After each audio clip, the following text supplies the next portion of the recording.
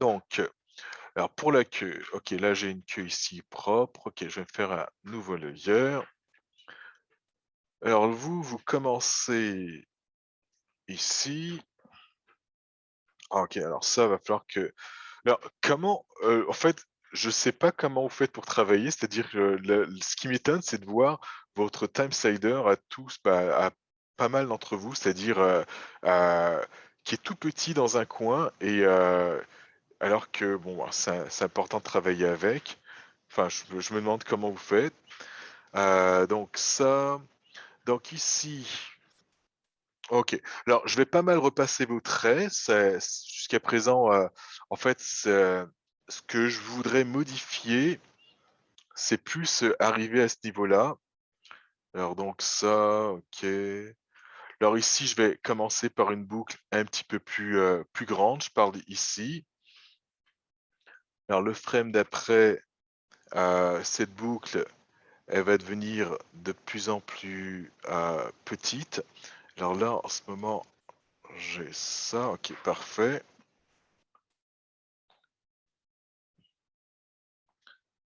Alors là, de plus en plus petit. Et ce que je vais faire, c'est que je vais y aller bah, vite et ensuite, en fonction du résultat, je vais corriger. Donc ici, on a décidé d'y aller comme ça. Alors vu que c'est rapide, donc là, je vais avoir quelque chose comme ça. Et là, parfait. Donc là, ici, par rapport à ce que j'avais, je vais faire en sorte que cette partie-là grandisse. Donc ici, je vais avoir une queue qui va commencer à faire une boucle un peu plus grande. Là, elle va encore grossir, ma courbe.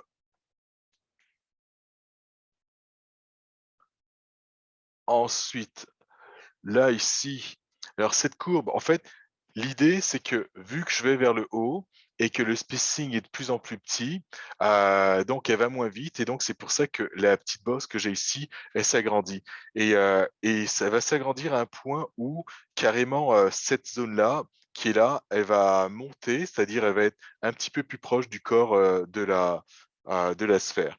Donc là, j'ai quelque chose comme ça, donc alors j'essaye ça vite fait. Et le frame d'après, c'est là qu'on va reprendre de la vitesse. Donc je vais avoir quelque chose peut-être comme ça.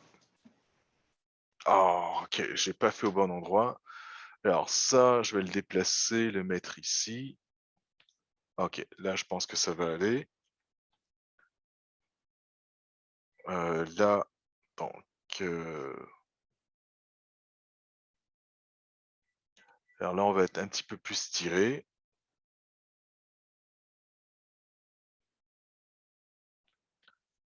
Alors là, vous y avez été avec un ralenti.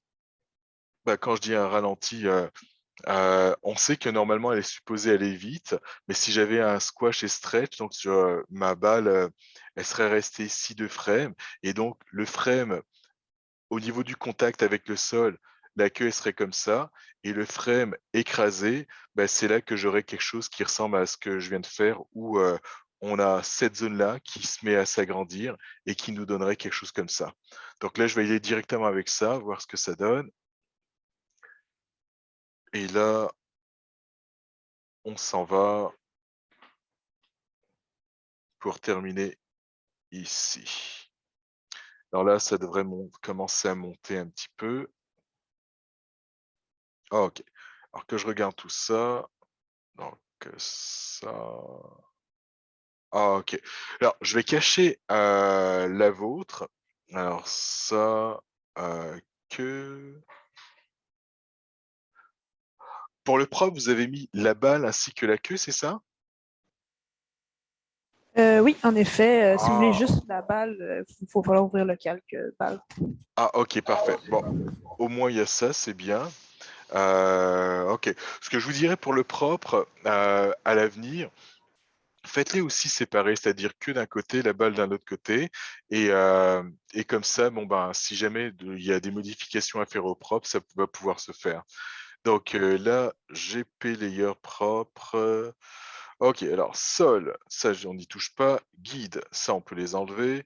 Balle, alors là, j'ai que la balle, mais OK. OK, si j'enlève ça. OK, parfait. Donc en gros, j'ai pas mal repris, les traits que vous avez faits et c'est juste, dans cette zone-là où j'ai modifié, où, justement j'ai fait en sorte que ça remonte et là, je veux qu'on regarde le résultat. Est-ce que vous sentez, la façon dont ça bouge ici? Oui, beaucoup mieux. Ben, ça, j'avais un peu de difficulté au niveau du du rebond, du premier rebond. Fait que, ça, merci beaucoup. Ça m'aide OK. beaucoup. Donc alors alors là, ici, peut-être que ça va être à retravailler encore le début. Alors, je vais juste regarder quelque chose. Alors là, définitivement, de là à là, faudrait travailler encore le trait. Alors là, quand je passe de ça à ça, je sens qu'il y a une déformation. C'est-à-dire, entre 2 frames, il faudrait qu'on sente le côté animation. Donc là, je le sens. C'est-à-dire, je passe de ça à ça. Là, c'est un petit peu changé. Ça veut dire que je pourrais améliorer mon trait. Bon, là, ouais. Là aussi, en fait, ces trois-là, ici, je trouve qu'ils se ressemblent pas mal, mais c'est quand même un petit peu justifié, c'est-à-dire ça va vite. Ensuite là, OK, on a ça, donc de là à là, ça change complètement. Là, ouais. Alors là, en fait, mon problème, c'est plus un problème de longueur, mais c'est surtout là, de là à là.